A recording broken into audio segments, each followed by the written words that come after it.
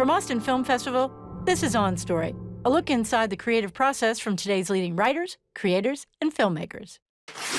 This week on Story, comedy writer Alex Gregory will take us inside the writer's room of the Emmy-Award winning comedy, The Studio. The big thing going into it was we wanted people outside the business to go, oh, I get it. But then people inside the business to go, that seems plausible.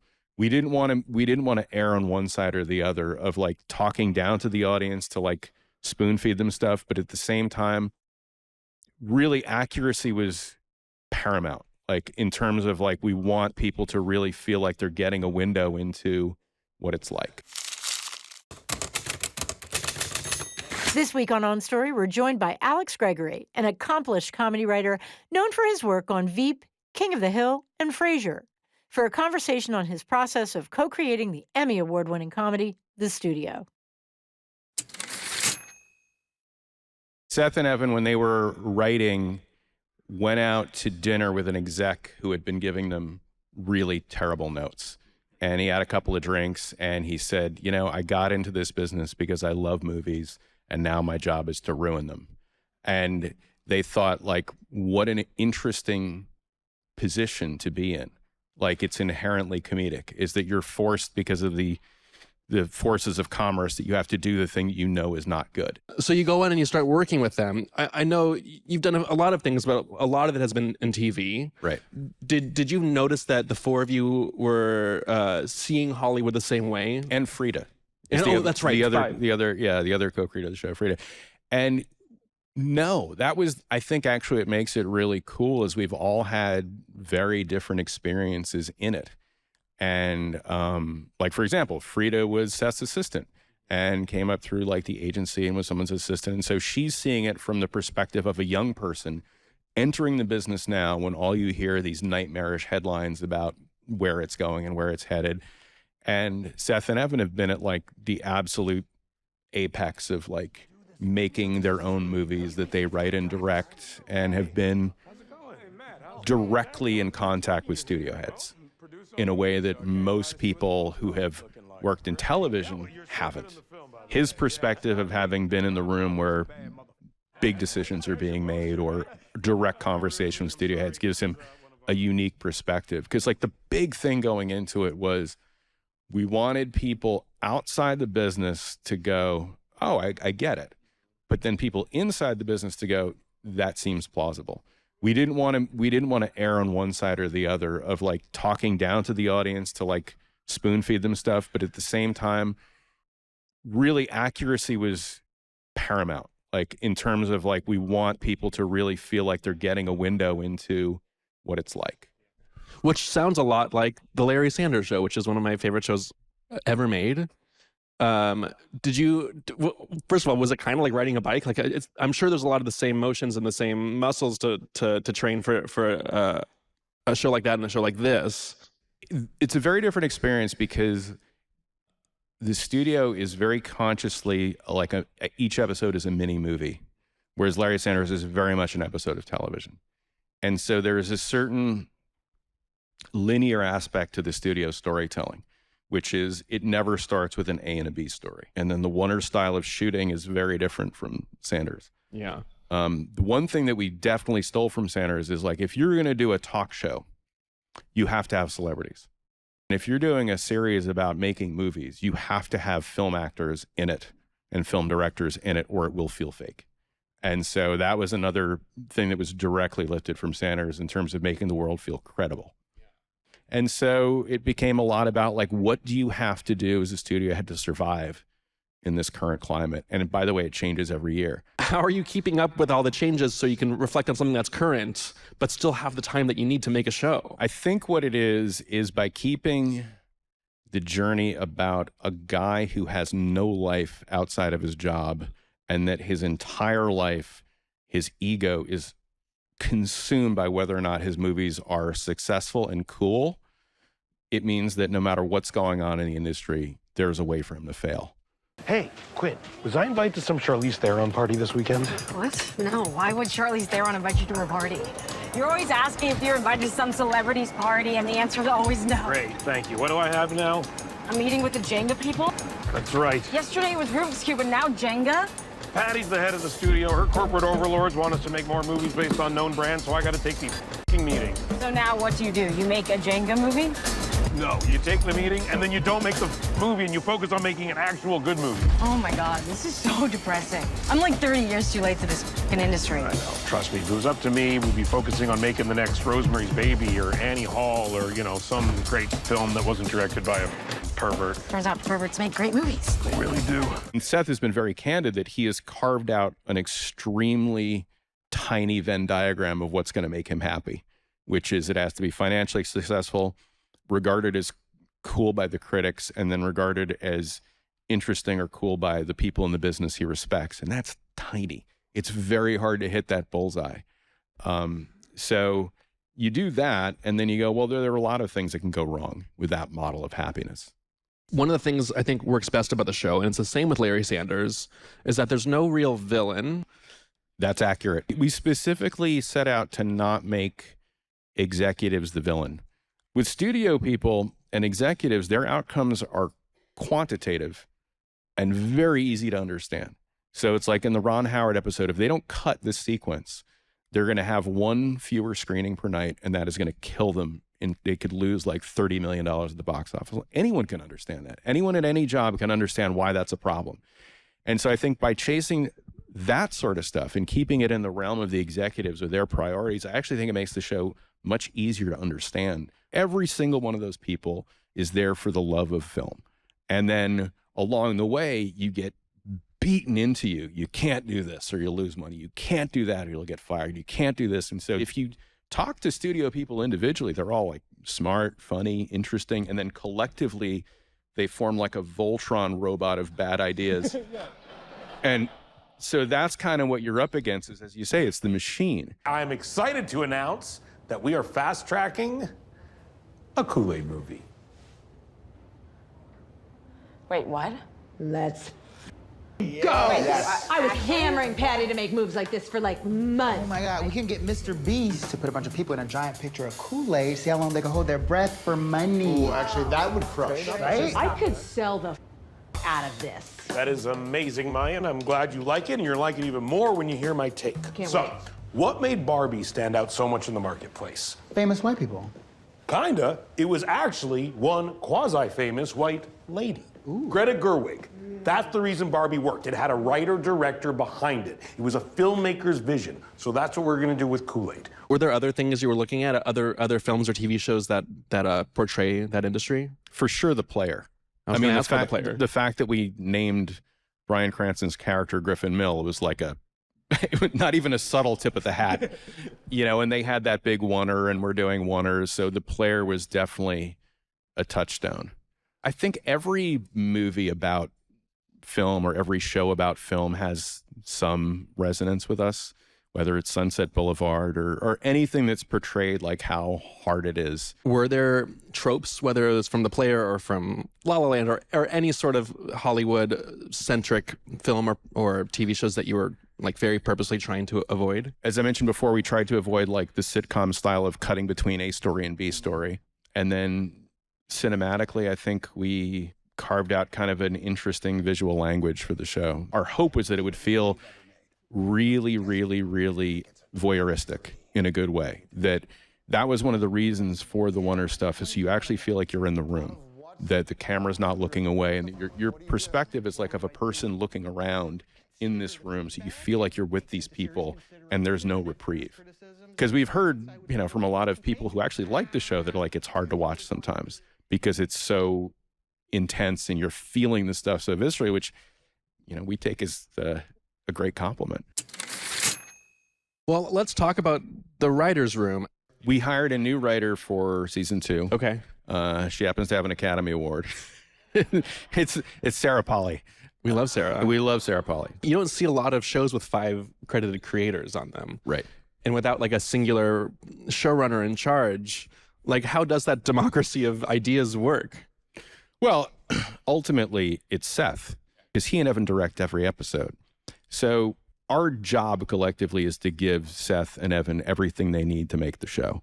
how are you balancing the actual mechanics of the story with visuals? Is it just always fully intertwined? Absolutely.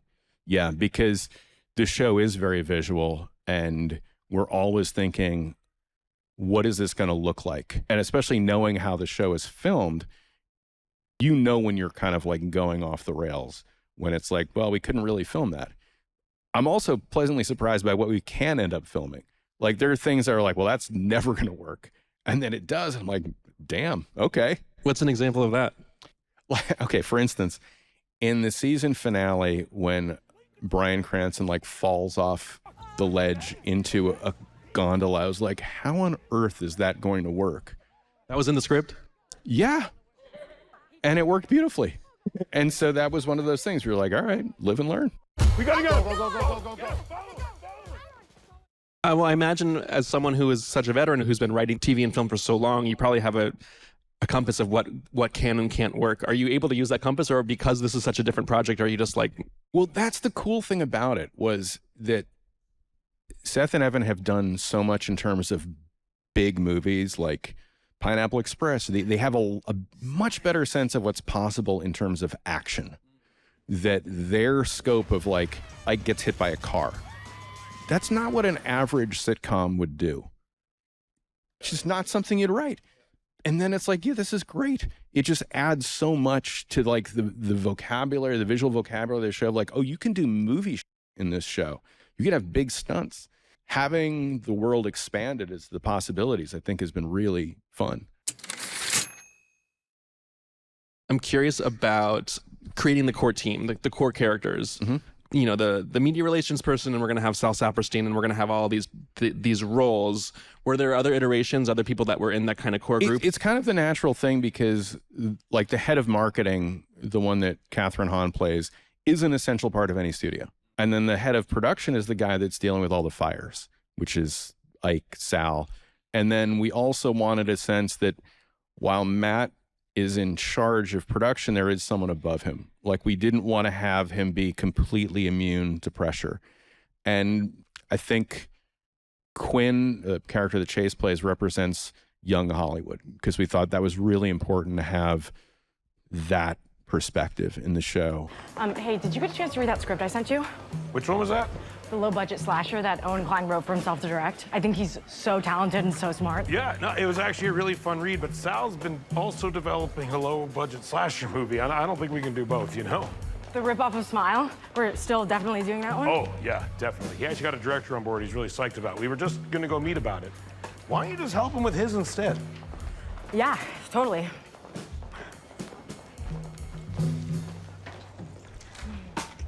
You know this world so well, you've been in it, Seth knows it so well. Is there actual research involved, or are you just like, no, Oh, we no, got there's it? research. We would meet with studio heads, marketing heads, PR heads, social media heads, heads of production. We met with a lot of people. Or like, what are you asking them for? What's the most awful day you had? What's the thing that you look back that you wish you could change? Like, what are you most embarrassed by? Like, anything like that. Or sometimes if you just open it up and say, what's a story that you like to tell? Sometimes they'll just be like, well, there's this thing. And I mean, like, for instance, the Golden Globes episode, Seth and Evan had done some project that was up for a Golden Globe, and they noticed the person on their team was like crying, and it was because they didn't get thanked. And so when we brought a studio head in, we said, has that ever happened, if you not get it? And she goes, oh yeah. And I would cry the entire limo ride home. And this is when they won. And so we're like, well, that's an episode right there. Team open, yeah! Woo! Team open! Yeah! Woo! Yeah!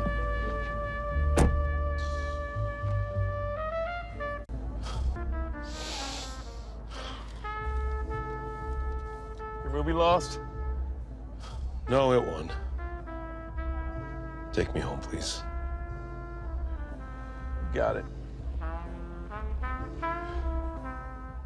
How many of the stories or kind of seeds of stories came from you specifically? Well, like, some of the stuff came from people's own experiences.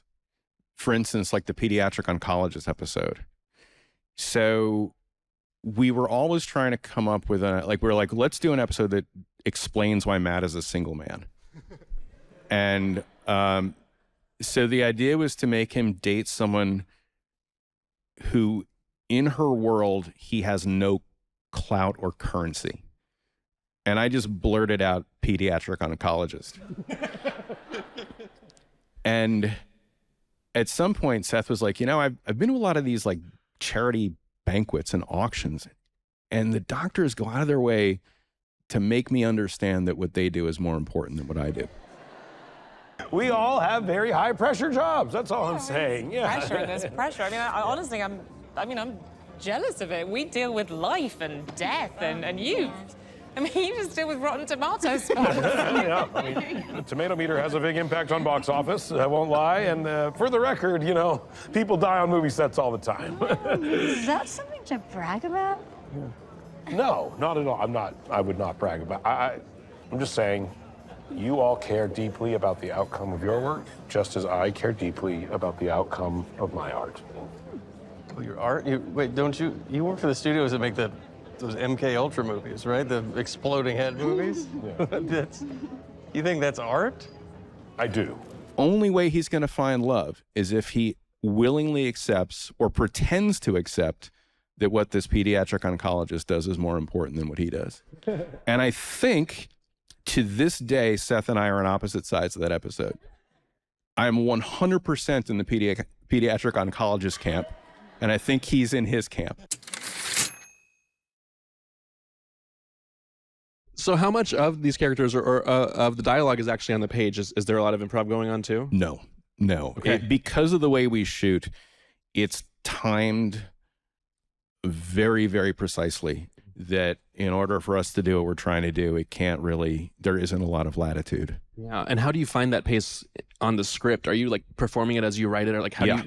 So you have to be very aware of motion and movement in a way that a lot of shows aren't. And so sometimes we'll be on set and be like, this needs a couple of extra lines, or this needs to be cut dramatically in half because there's too much and we're pausing too much.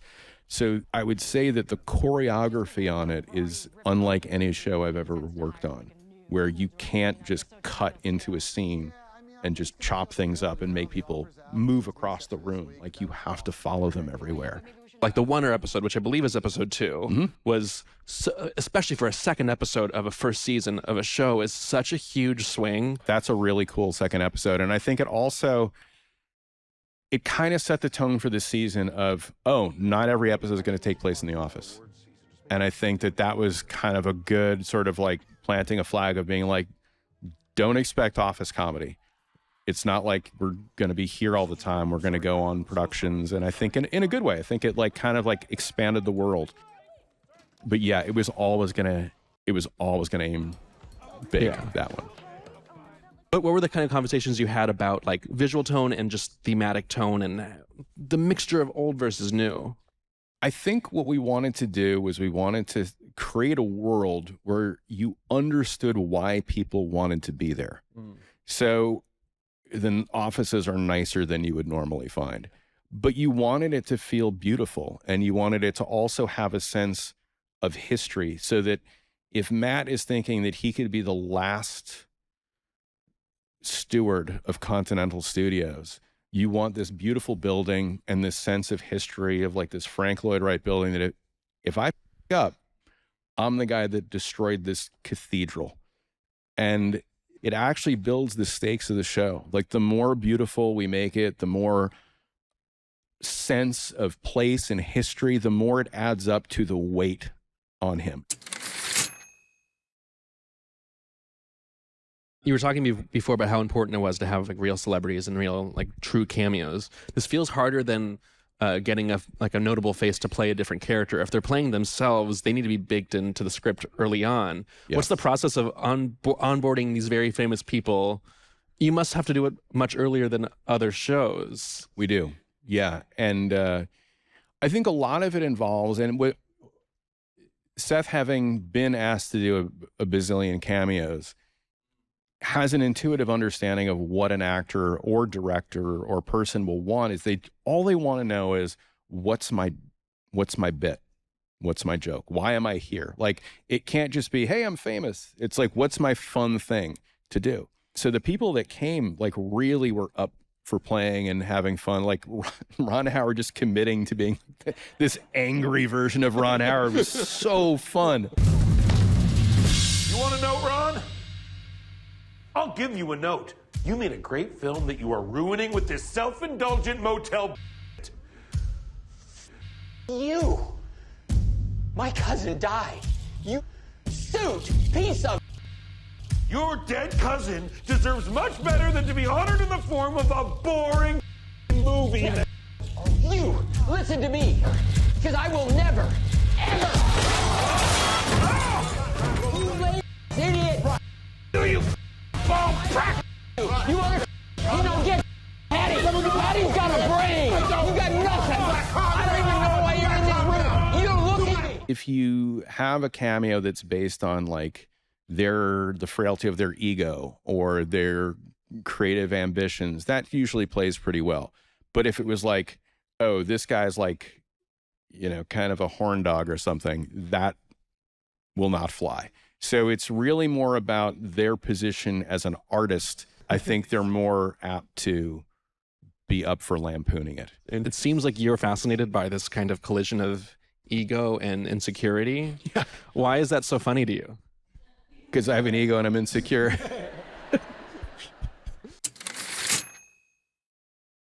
Obviously, every streamer wants serialized. Mm-hmm. Just the way the business model works is it's good for business if every episode is a cliffhanger that leads to something else. But it's not great for us, and it's not great for storytelling because time has to elapse between episodes. Because it's like, oh, if you're going to do something about a production of a movie that you saw being pitched in another scene, it's like, that's 4 months later, 6 months later, could be 2 years later. So that's why it's episodic, is it allows us to play around in the different aspects of production, marketing, testing, pitching. It's like you can't compress that and have it be believable. Did you still find some benefit in having, even if it's a loose arc, it still is an arc towards CinemaCon? Yeah, for sure. Was there momentum or was there like opportunities there because of that? Yeah, I think that if we didn't have that, the season finale would not have felt climactic. It had to be like, okay, so the Kool-Aid movie that he bought in the beginning is now the thing that's going to save his life. Yeah. At the end. And Amazon gets the entire library. They get MK Ultra, they get Kool-Aid, they get Black Wing, they get everything. And the studio, as we know it, is dead. There has to be a way to stop that from happening. Our slate next year is incredible. We're going to crush it, man. Yes, so say us. But the world has to know that, otherwise the board has all the leverage. This presentation, if this goes as well as I think it's going to, we're going to come out of CinemaCon with more heat than any other studio in all of Hollywood. I'm talking about billions and billions of dollars in projected revenue. They cannot sell us if we're about to have the best year in this studio's entire history. Yes. So the show comes out, the reception is wild. Mm-hmm. What did you make of it? Were there any reactions that surprised you, either from the industry itself or just maybe from people way outside of it? I was stunned. Yeah? Yeah. I mean, when we made the show, we were like, well, our friends will like it. But, you know, it's like, thank you, Apple. Like, we're making a show that we think our friends will like. We think it's going to be cool and we think it's going to be fun. And that's as far as we thought. And then I started getting like calls and emails from people I went to college with, not in the business, have not heard from in 30 years. Like, hey, I really enjoyed that. It's like, wow, I am humbled and astonished that it got the reaction it did. When we started the show, the studio, it was kind of the vibe of like films are dying. And then as we were writing it, it was like Barbenheimer and Top Gun Maverick, and things were exploding at the box office. And so then it was like a recalibration of like, okay, it's not dying, it's just changing. You've been watching Inside the Writer's Room, the studio, on Story. On Story is part of a growing number of programs in Austin Film Festival's On Story project that also includes the On Story radio program, podcast, book series, and the On Story archive, accessible through the Whitliff Collections at Texas State University. To find out more about On Story and Austin Film Festival, visit onstory.tv or austinfilmfestival.com.